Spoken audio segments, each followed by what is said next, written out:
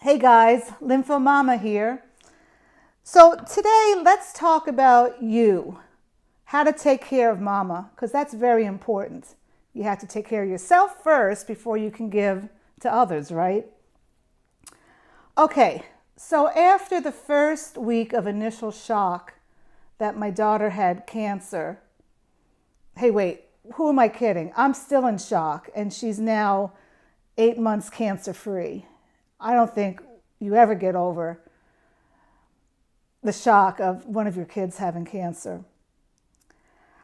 Anyway, after the first week of trying to process that Lena had cancer, I said to myself, hey, I need to think about me. I need to take care of me so I can take care of her.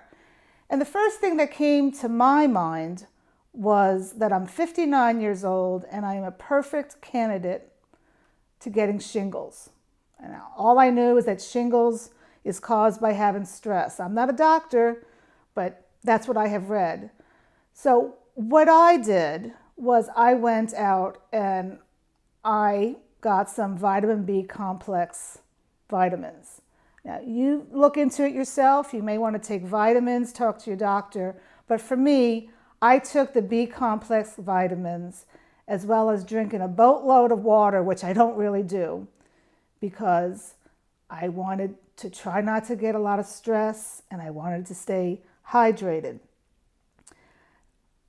Drinking water is very important because if you're not fully hydrated, you're going to get headaches. If you have headaches, you can't take care of your child. Okay, so in addition to vitamins and water, you need sleep. Everybody needs sleep, but being a caretaker, you really need sleep. But you can't get it all the time. But if you can take a cat nap, a 20-minute cat nap during the day while your child is sleeping, it's amazing what 20 minutes does to your mind and your body. What else can you do to help you, the mama? Well, you can delegate. You can't do everything because right now your main focus is taking care of your child. You are in mama mode, or as I call it, lymphomamma mode. So delegate. If you have friends, reach out to them and say, hey, when you go to Safeway or Costco, can you call me or text me and pick this up for me? In addition, I would give your friends a key to your house so that they could bring over the food when you're not home because you're not going to be home a lot. You're going to be going to chemo appointments or other doctor appointments.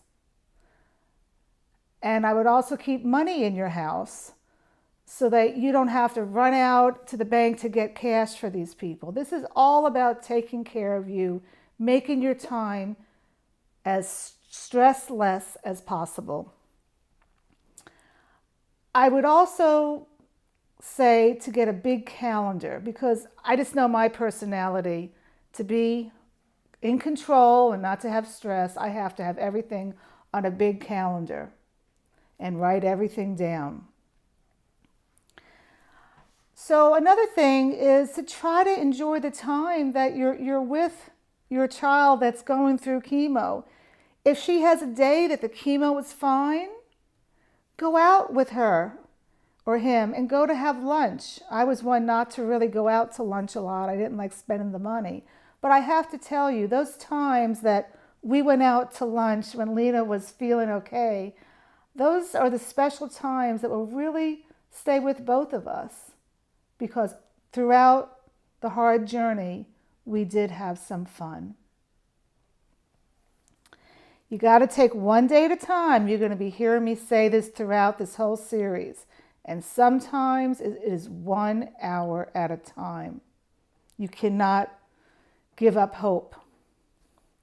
You also have to do what relaxes you. I don't know what relaxes you, but for me, I love to sit down with a cup of coffee. You see this beautiful mug? I'm going to talk about this mug later. That's a picture of my daughter, a friend of hers made. I love to sit down and have a cup of coffee or pet my dog. And the first thing I like to do in the morning is drink a cup of coffee with no interference.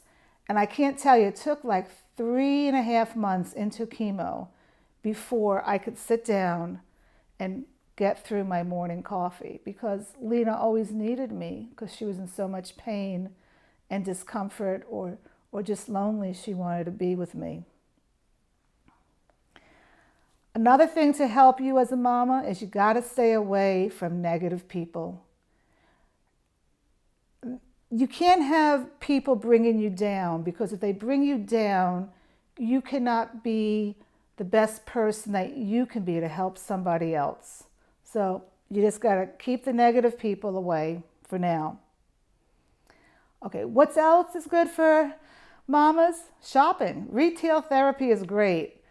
I didn't shop a lot for me, but I enjoyed going out with Lena when she was doing well. We would go to National Harbor. That's right across the river from us.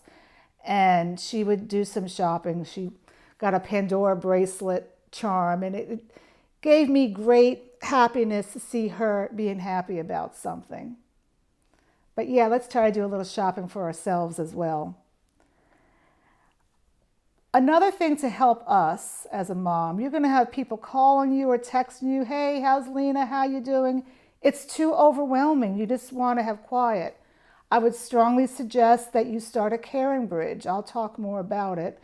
It's caringbridge.org, and it's where you can do updates of how your child is doing, so your friends can read it, and it can be private. It's not open to the whole world. It was very good. Caring Bridge is, I would tell everybody to do that. And one more thing to reach out, if you have a next door neighbor, it's like an online site within your zip code. You could go on that and say, hey, I need help. For me, I did next door neighbor because I needed somebody to take care of my dog at the time. And this woman, she took care of my dog for a whole week for free. She boarded dogs. It would have cost $500. But out of the goodness of her heart, she did it for free. And finally, to take care of you, the mom, ask family. Family will help. I had my sister-in-law, she took my dog for 6 weeks. I'll never forget that she did that. And she even home cooked for my dog, because I home cook for my dog. So you need to take care of you as the mama, and you need to ask for help. And we'll see what's next in our series. Thank you.